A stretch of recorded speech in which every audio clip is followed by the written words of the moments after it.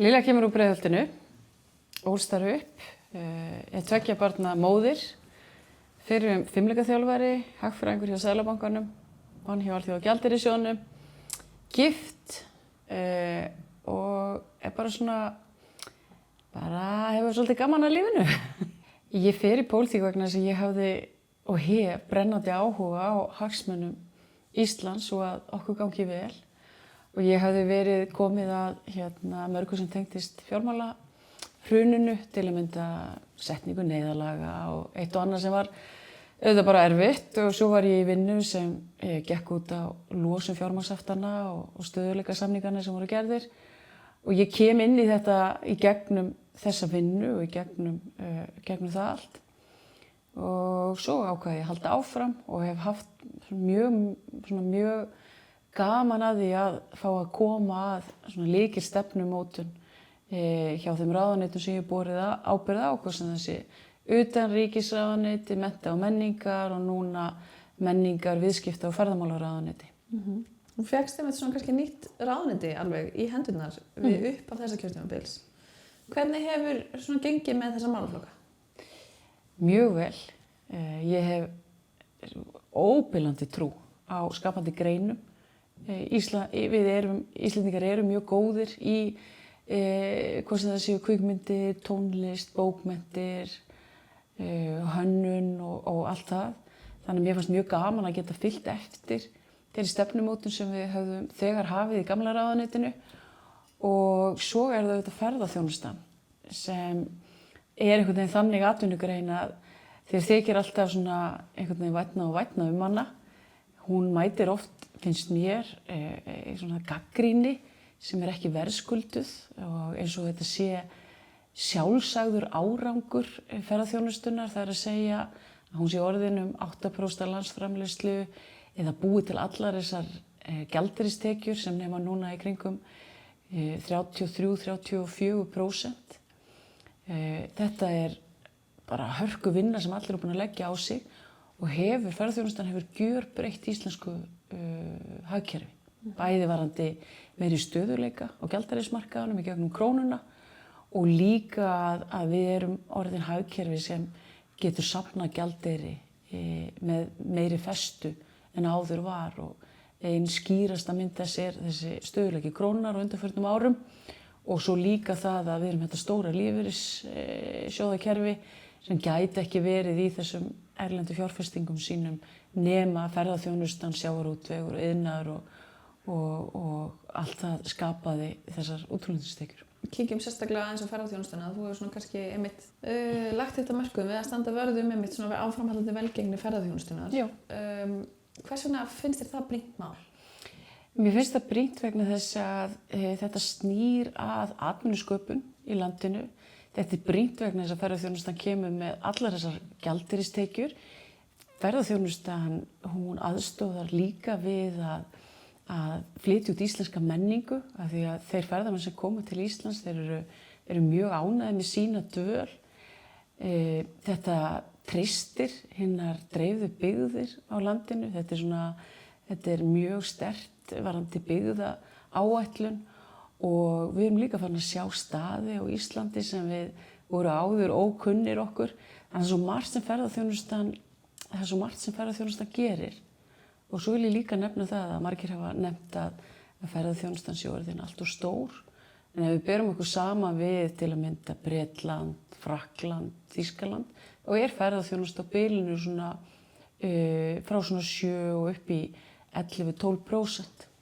Við settum á laggirnar vinnu við að móta ferðastefnu til ársins 2030 og ferðamálastefna var samþykkt á Alþingi núna á vordögum. Og einn stór þáttur í ferðamálastefnunni er einmitt það hvernig við styrkjum allt sem tengist öryggismálum og ferðaþjónustu. Og ég hef lagt sérstakan metnað í það að ná betur utan þessi öryggismál. Hvers vegna skiptir menning svona miklu máli? Hún er spegill þjóðarinnar, ef ég má orða það þannig, vegna þess að hún er í raun og veru það sem býr til þetta skapandi Ísland. Við erum öll mjög reikin af okkar tónlistafólki, hvort sem það er mjög öflugt hér heima eða erlendis. Það sama má segja bara með árangurinn í myndlist, hvort það sé Raggi Kjartans eða hver það er. Okkar listafólk er að ná framúrskarandi árangri á heimsvísu og ég vil meina að þarna séum við að gera eitthvað rétt og mér finnst það sjálfsagt að stjórnvöld haldi áfram að styðja og styrkja við þessa vaxandi atvinnugrein. Það að berjast fyrir hagsmunum íslenskrar menningar getur stundum verið svona áskorun. Það er ekki allir liðsmenn þar eins og á Alþingi. Það sem ég held að fólk átti sig ekki á, að ef við ætlum að varðveita tungumálið okkar og tryggja það að ekki bara tækin tali íslensku, heldur að við öll sem búum hér, þá þurfum við að fjárfesta í íslenskri menningu, íslenskum kvikmyndum, tónlist, myndlist og öllu þessu sem skiptir okkur máli. Og ef þú hugar að því hvað býr til svona ánægjutilfinningu eða spennu eða eitthvað slíkt, þá kemur það oft frá menningu. Menningin, hún er ekki oft nefnd þegar fólk spurt hvað skiptir máli í næstu kosningum, en ef þú spyrð fólk værirðu til í að vera án íslensku kvikmyndana eða sjónvarpsþáttanna eða tónlistarinnar, þá held ég að það kemur mjög svona hart nei við því. Og ég segi fyrir mitt leyti að það hefur verið mér algjör heiður að fá að fylgja þessum skapandi greinum svona eftir og geta búið til þessa sterku umgjörð í nánast öllum greinum. Og við áttum eftir sviðslistir og bókmenntir og ég vonar svo sannarlega til þess að ég fá umboð til þess að klára þessa framtíðarsýn fyrir fyrir þessar skapandi greinar.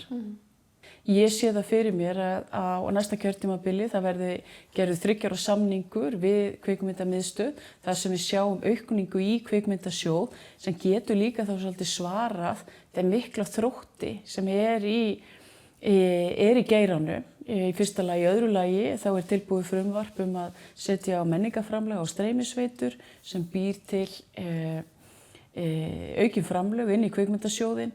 Við erum líka með frumvarp sem gerir það sem kveður á að þeir sem eru í endurgreiðslukerfinu, að það sé ekki dregið af þeim í kvikmyndasjóði. Þannig að við erum að setja á stað ýmsar aðgerðir sem eru til þess fallnar að bæði að svara þessu og líka að horfa til framtíðar. Þið eru með kannski alls konar frumvarp og aðgerðir í farvatninu en svo verður ríkisstjórnarslit. Já, það var dálítið skellur, en í því felast líka ný tækifæri og það sem er áhugavert við það að vera í stjórnmálunum er að þú þarft á svolítið að skipta takt, fara inn á við og hugsa, hvað finnst mér skipta máli? Ég segi fyrir mitt leyti að ég vil ná niður fjármögnunarkostnað Íslands sem þýðir að ég vil sjá lægri langtímavexti til framtíðar.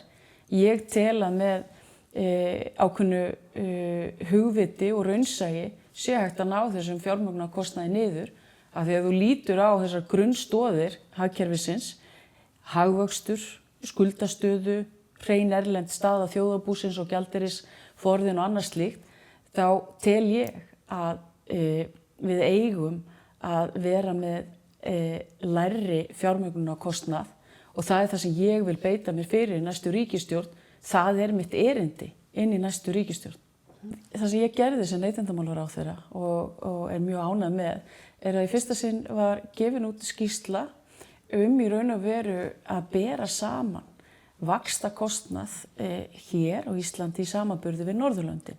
Og eitt af því sem við sjáum í þessari greiningu er að vaxtakostnaðurinn er meiri á Íslandi og við höfum verið að vinna vinnu sem tekur mið af því hvernig getum við lækkað þennan fjármögnunarkostnað Íslands. Og eitt af því sem við sjáum þar er að kostnaðurinn í bankakerfinu hefur verið að lækka og við myndum auðvitað vilja sjá það í lækkuðum gjöldum Það er að segja að kostnaðurinn væri minni fyrir heimilin í landinu. Þannig að í fyrsta sinni viðskiptaráðherra að fara í svona djúpa greiningu á því og hvernig við getum svo fundið leiðir sem miða að því að lækka fjármögnunarkostnað alls hagkerfisins, heimilana, fyrirtækjana og ríkissjóðs. Ein af ástæðunum fyrir því að ég í stjórnmálum að ég vil að Ísland sé samkeppnishæft fólk. Það er að segja að fólkið okkar það vilji búa hérna og sjáu fyrir sér sína framtíð, bæði ungt fólk og að þeir sem eiga börn, að þau geti svarað því játandi að hér sé mjög gott að búa. Það sem hefur að gerast núna og sem verður að taka á með skýrari hætti og við í Framsókn lögðum ríka áherslu á það við ríkisstjórnarborðið, það er að auka framboð af húsnæði sem á viðráðanlegu verði. Við höfum frumkvæðið því að fara í stofnfjárframlögin og hlutdeildarlánin sem var auðvitað ákveðin svona innspýting, þess að verða að koma inn í markaðinn til þess að auðvelda fólki að komast inn á hann og svo erum við að leggja gríðarlega áherslu á það hér hjá Reykjavíkurborg að borgin geti boðið út fleiri lóðir og setja inn í deiliskipulag og við sjáum það að frá 22, frá því að Framsókn er komin í meirihluta og til 24 þá er 30% meira magn komið af lóðum inn í deiliskipulag og þetta er lykillinn að því að húsnæðismarkaðurinn fari ekki á stað og hækki verulega leið og vextir á Íslandi fara að lækka. Hver ertu svona stoltust af? Ég mjög stolt af því að hafa komið framtíðarsýn í þessum atvinnugreinum sem ég hef borið ábyrgð á, í ferðaþjónustunni, í tónlistinni og í öllum þessum skapandi greinum, þannig að það umhverfi sem þær búa við í dag er mun betra og er til þess fallið að þær geti vaxið í framtíðinni og ég legg mikla áherslu á það að við séum með hátt atvinnustig á Íslandi, að allir geti fundið sér vinnu við hæfi. Þannig að ég er mjög stolt af því að þessi nálgun okkar, þessi skýra stefnumótun, að hún sé að skila þessum árangri. Er eitthvað sem sér eftir að hafa ekki gert á þessu kjörtímabili? Ég tel að við hefðum getað verið dregið hraðar úr verðbólgunni með markvissari aðgerðum og það er eitt af því sem ég lagði ríka áherslu á það. Ég tel að til þess að ná árangri í efnahagsmálum þá þarftu að vera með mjög gott samspil ríkisfjármála og peningastefnu og svo vinnumarkaðarins. Ég hefði viljað sjá verðbólguna fara fyrr niður og sjá vexti fara fyrr niður. Nei, ég meina, sumum finnst vera ómikið Breiðholt í mér og finnst maður vera að ganga mjög svona bara hreint til verks. En ég held að það sé mjög góð leið til þess að ná árangri. Hvernig á síðasta kjörtímabili, því að núna hefur náttúrulega þetta voru tvö kjörtímabil, sama ríkisstjórn, svo gott sem. Þar varst í menntamálunum. Er eitthvað sérstakt sem stendur þar upp úr? Það er auðvitað menntastefnan. Menntastefnan, hún stefnir auðvitað því að hér verði framúrskarandi menntakerfi og við erum auðvitað búin að fara í mjög markvissar aðgerðir til þess að það sé hægt og ég meina þar erum við að einblína á hugrekki og þrautseigju, við erum að fara í miklu meiri mælingar og aðstoða börn mun fyrr og mér finnst einhvern veginn eins og ákveðnir flokkar tala og hvernig vera tala niður í raun og veru kennarastarfið. Mér finnst það algjörlega óásættanlegt af því að það er alveg andstætt því sem önnur ríki hafa gert þegar þau eru að tala upp sína kennara og tryggja það að starfsumhverfi þeirra sé eins og best verið á kosið. Þannig að það sem mér hefur fundist, svona ég hefði viljað sjá að það yrði hlúð enn betur að umhverfi kennara á háskólastiginu vegna þess að við fengum mikla aukningu og það er svo mikilvægt að halda þessum áhuga, halda þessari bjartsýni og fólk átti sig á því að þetta er mikilvægasta starfið í íslensku samfélagi. Þú ert að meina sko aukningin inn í kennaranámi? Já, ég er að meina aukningunum í kennaranámið. Það verður alveg, það verður svona ákveðin svona vitundavakning.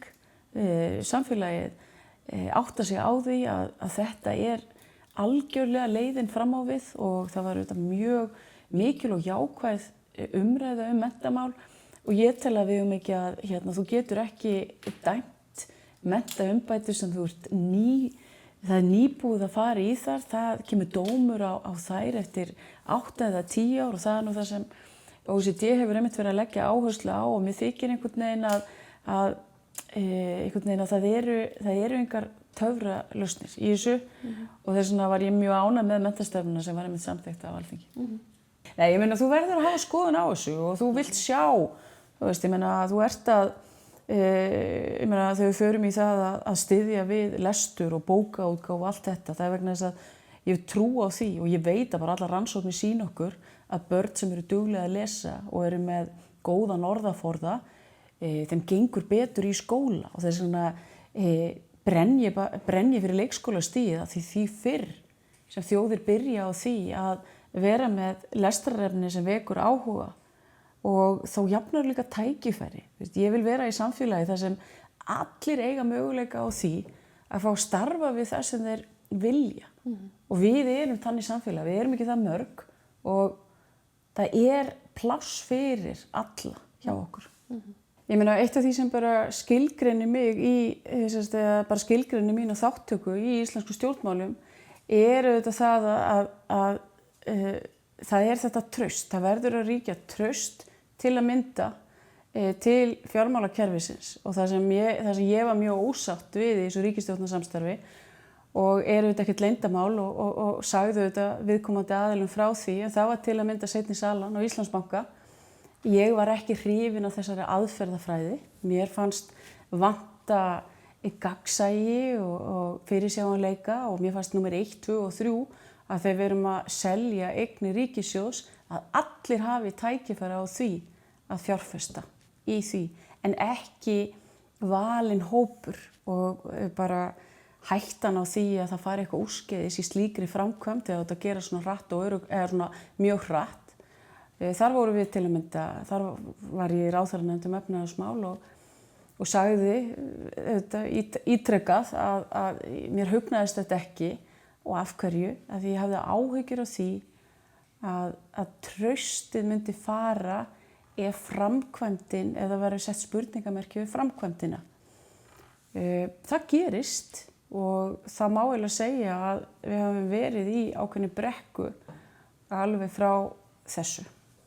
Það að taka þátt í stjórnmálum veitir þér auðvitað alveg gríðarleg tækifæri að hafa áhrif á þitt samfélag og mér finnst einhvern veginn bara þegar það tækifæri gefst að ef þú brennur fyrir eitthvað og þig langar að hafa jákvæð áhrif á samfélagið þitt, hvort sem þú sért kallið að kona, að þá bara gerur þetta, þú bara sýnir auðvitað bara það hugrekki og mér hefur auðvitað fundist svona eitt svona skemmtilegt sem ég uppgötaði auðvitað í stjórnmálunum ég hafði verið á svona áður en ég fór í stjórnmálin, þá var ég meira, það voru kannski fleiri kallmenn, þú veist, ég menna þegar ég var að byrja í Seðlabankanum, það voru ekki margir kvenstjórnendur.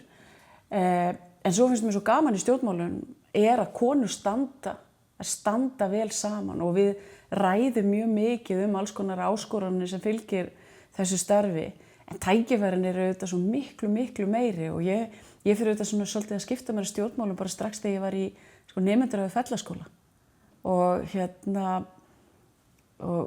mér hefur alltaf fundist það gaman að vera í einhverju svona sem tengist, þú veist, hvort sem það sé að skipuleggja ásatíð eða fara í þungar efnahagsaðgerðir til þess að vinna gagn fyrir Íslands samfélag. Og þetta hefur bara verið svo ofboðslega forréttindi að fá að vinna og svo bara auðvitað fólki sem að vinna með manni í þessu, hvort sem það sé í dásalegt fólki í ráðuneytunum og öll grasrótin sem allt í kringum þessar greinar og mér hefur aldrei fundist að vera einhver áskorun að ég sé kona. Eitt af því sem ég mjög ánægð með og gerðist á minni vakt sem menntamálaráðherra að iðnnámið kemst loksins að og aðsókn í iðnnám eftir að ég var menntamálaráðherra jókst gríðarlega af því að við fórum í ákveðnar kerfisbreytingar til þess að auka aðgengið að iðnnámi. Við vöktum líka athygli og áhuga á því og auðveldum líka ungu fólki að fá svona framgang í því námi. Og í raun og veru gekk þetta það vel að það hefur aldrei verið jafn mikil eftirspurn eftir því að komast í iðnnám og skólanir átti í erfiðleikum með að anna því. En þá kemur Ásmundurinn og fer í þessa miklu uppbyggingu verknáms á Íslandi og það voru allir búin að segja við mig, þetta er ekki hægt, það eru allir búin að reyna þetta, en það tókst. Annað sem var mikið bara stórt skref, það er auðvitað Menntasjóður íslenskra námsmanna og það voru nokkrir menntamálaráðherrar búin að gera atlögu að þessu og það hefði ekki tekist og það tókst líka eftir 30 ára tímabil breyttu við Menntasjóðnum. Það sem ég hefði þetta áhuga á því að gera er að það væri aðgengilegra fyrir íslenska námsmenn að komast þar að, en það var svona kerfisbreyting sem ekki margir hefðu trú á því að væri hægt að fara í, en það tókst líka. Annað sem ég er mjög, eða svona gríðarlega stolt af er þessi aukni áhugi á barnabókmenntum og bókmenntum fyrir ungt fólk og við sáum mjög mikla aukningu í útgáfu þeirra og að mínu mati er það bara lykillinn að því að nálgast börn strax með því að þau hafi áhuga á því að lesa og ég sé það fyrir mér að við höldum áfram að vaksa og dafna og sé fyrir mér frekari breytingar til að styðja við íslenska bókmenntir. Ég var nýbúin að tala fyrir bókmenntastefnunni og þá gerðist svolítið og þannig að við náðum ekki að klára það, en þar voru alls konar svona hugmyndir það, hvernig, við vorum að líta eins og til Noregs, það er búið að samþykkja lög lög bækur og við vorum að horfa til þess og hvernig við getum stutt bara betur við þessa elstu atvinnugrein þjóðarinnar. Hvernig, eitt sem að spyrja það er íslenskan. Íslenska og gervigreind. Já, það. Já, það. Já. Hvernig dattir það í hug? Af hverju komstu íslenskunni inn í gervigreindina? Þegar ég var mennta- og menningarmálaráðherra, þá var unnin fyrsta máltækniáætlun og allir þessi svona máltækni innviðir gerðir fyrir íslenskuna, hvað sem var talgervill eða allt þetta. Og ég lagði svo gríðarlega áherslu á það að þegar þú ert búin að smíða allt þetta hérna heima að við myndum fara út til Bandaríkjanna og fékk til liðs við mig þáverandi forseta Guðna T.H. Jóhannesson og við hreinlega settum upp áætlun það að tala við öll þau fyrirtæki sem voru í fremstu röð og líka í gervigreindinni og þannig höfum við verið að vinna þetta. Við erum bara með áætlun þar sem við erum með helstu tæknifyrirtækin og svo erum við bara í samskiptum við þau og við vorum að klára að gera samning núna máltækni áætlun 2 sem gengur bara út á þetta. Það er alveg ótrúlega gaman að segja frá því að árangurinn sem við erum búin að ná í því að tala við tækin á íslensku og okkur sé svara tilbaka, framfaranar hafa verið svo miklu meiri en ég þorði nokkuð tíman að vona og ég get sagt að ég var í viðtölum fyrst og ég var að segja, já það er svona megin markmið að við getum talað við tækin á íslensku og svo okkur verið svarað tilbaka. Auðvitað hafði ég enga full vissu fyrir því að þetta myndi takast en við bara fylgdum þessu eftir að miklu krafti og auðvitað með okkar helstu sérfræðinga, hvort þessi hugbúnaðar sérfræðinga, málvísindafólk, allt þetta frábæra íslenskufræðinga, allt þetta frábæra fólk. En í sameiningu og með samvinnu þá náðum við að gera þetta og þess vegna er íslenskan komin eitt fárra tungumála komið alveg gríðarlega færni inn í gervigreindinni og gervigreindin er að fara að breyta svo miklu þannig að við komum inn í þetta alveg á hárréttum tíma og ég viðurkenni það að þetta fyrir mér var þetta upphaflega svona bara hálfgerð draumsýn sem rætist svo. En ég meina, margir gætu spurt sig, sko, nú íslenska bara mjög lítið tungumál, tungumál, fá sem tölum hana. Hvers vegna skiptir hún máli í þessu stóra heimi? Það er því að hún sál þjóðarinnar. Íslenskan er það. Ef við hættum að tala íslensku, þá hættum við að vera svona sameinuð þjóð. Og við verðum að geta tengt líka á milli kynslóða, ekki bara á milli þeirra sem lifa í samfélaginu okkar í dag, heldur líka við eldri kynslóðir, hvort sem það eru bókmenntir frá 13. öld eða 16. til þess að bara geta skilja, svo við getum skilið hvaðan við komum. Og þá er svo mikilvægt að við höldum íslenskunni, séum líka að passa upp á að hún sé í nýjustu tækni, af því þannig höfum við alltaf gert þetta. Ég meina íslenskan, það héldu margir að því að menn notuðu svo mikið latínu. Ef við höfum ekki þýtt til að mynda Guðbrands biblíu yfir á íslensku, þá getur vel verið að íslenskan væri á allt öðrum stað og það nákvæmlega sama á við núna. Það að koma íslenskunni inn í öll þessi tæki og hlúa að henni með þessum hætti, bara lykilatriði til þess að ná að vaxa og dafna. Talandi sko að vera í stjórnmálum og hafa áhrif, ég meina, hvernig tilfinning er það eftir að hafa sendt eitt lítið bréf til Disney? Að vita til þess að nú eru íslensk börn að horfa á Disneymyndir á íslensku. Hvernig tilfinning er það? Hún var alveg meiri áttar. En stundum finnst manni maður auðvitað, ég er alveg að senda fleiri bréf, það er ekki öll bréfin sem ná þessum árangri. En mér finnst það bara að vera mín skylda, að þegar ég bera ábyrgð á einhverju. Og ég meina það sem ég tek oftast mest nærri mér er auðvitað bara að þegar maður setur sér einhver markmið og þau nást ekki, það næst ekki allt, það er ekki allt sem maður hefur gert sem er algjörlega frábært og það er bara þannig og það er auðvitað þú búin að vera í þessu. En mér finnst líka mjög gaman að vaxa og dafna í þessu starfi.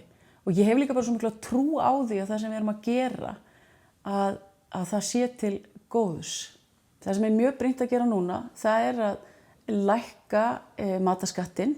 Við finnum það auðvitað heimilin hafa þurft að taka mikið á sig og núna þegar við sjáum að hagvöxtur er búin að lækka leið og við erum komin í afgang á næsta ári, þá tel ég þessi tímabært að lækka virðisaukaskattinn á mat. Hvaða áhrif heldur það hafi á heimilin? Það mun hækka ráðstöfunartekjur heimilina. Það hefur sérstaklega góð áhrif á þau heimili þar sem eru mörg börn. Þetta hefur mjög jákvæð áhrif á tekjulægri heimilin sem ég hef skiptað mjög miklu máli.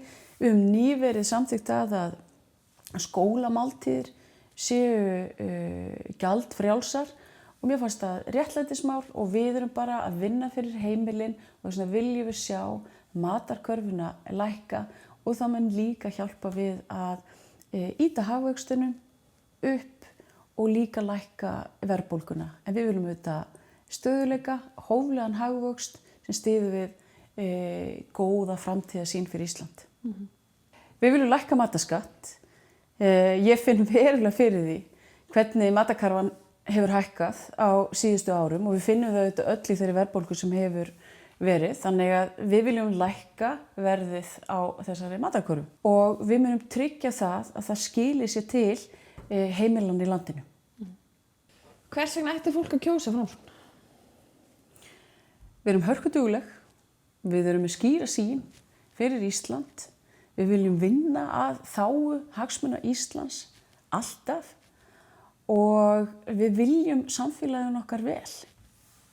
Lykilatriði við Framsókn er að þetta er samvinnuflokkur. Við vitum að ef við vinnum ekki vel með öðru fólki þá náum við ekki árangri. Og þess að ég er hrifin af við flokkinn minn, það er þessi hugmyndafræði og samvinna er hugmyndafræði